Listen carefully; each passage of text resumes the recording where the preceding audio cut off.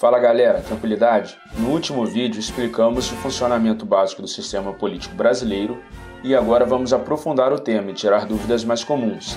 Por que existem senadores e deputados para a mesma função? Não poderia ser uma casa só? Qual a diferença entre chefe de governo e chefe de Estado? O Tribunal de Contas é do Legislativo ou do Judiciário?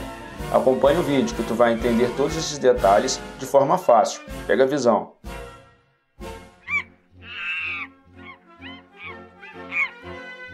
Começando pelo poder legislativo, o mais importante que manda de fato no país, e você vai entender depois desse vídeo, na esfera estadual, os deputados estaduais legislam nas assembleias. Na esfera municipal, os vereadores legislam nas câmaras.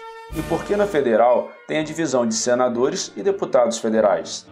Isso é porque os deputados federais representam a população dos estados, e os senadores representam o estado em si e os seus interesses. É feito para ter equilíbrio nas decisões.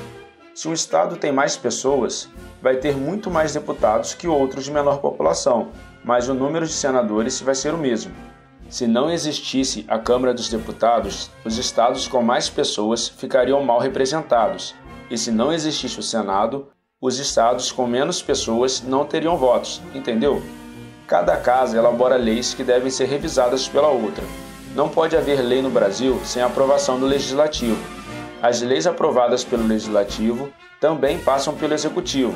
Se o presidente, governador ou prefeito não aprovar a lei do Legislativo de sua esfera, ela volta para os senadores, deputados e vereadores para alteração.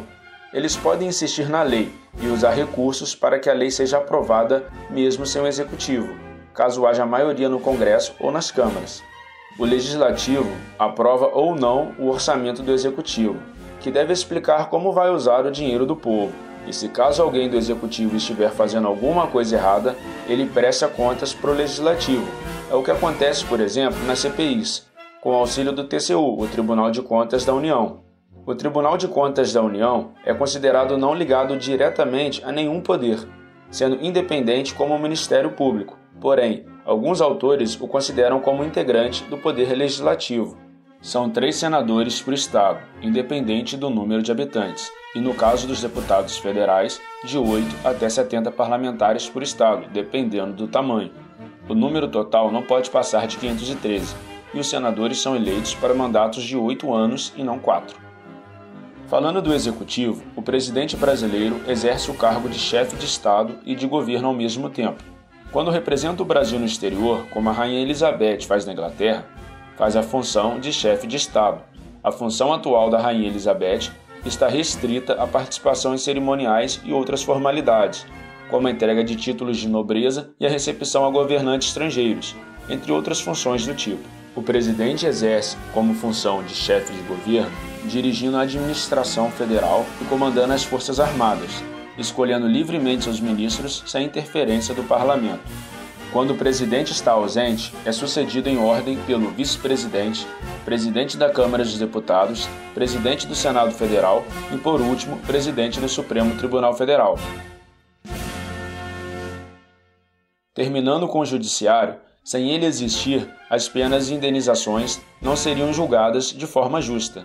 Tem vezes que alguém precisa ser punido e vezes que precisa ser compensado. Mas não espere ele tomar as ações por você quando precisar. O judiciário só intervém quando provocado, e para isso é preciso mover uma ação. Por isso, é importante saber a função do Ministério Público e Defensoria Pública, que já foi dito no vídeo anterior. O judiciário é dividido em matérias, e não esferas, e são muitas. Para aprofundar o tema, vai ficar para outro vídeo. Vamos simplificar então em justiça civil, penal, do trabalho, eleitoral e militar, e são submetidas ao Supremo Tribunal Federal, e diferentes dos outros poderes, não são eleitos por votos da população. Depois desse vídeo, espero ter te ajudado a entender o governo e saber a quem cobrar da forma certa, e não ser enganado com falsas promessas e artimanhas políticas e jurídicas. Ainda tem muito para ser explicado, mas espero que você vote consciente nesse final de semana. Se tiver alguma dúvida ou quiser um tema específico, deixe nos comentários. E até mais!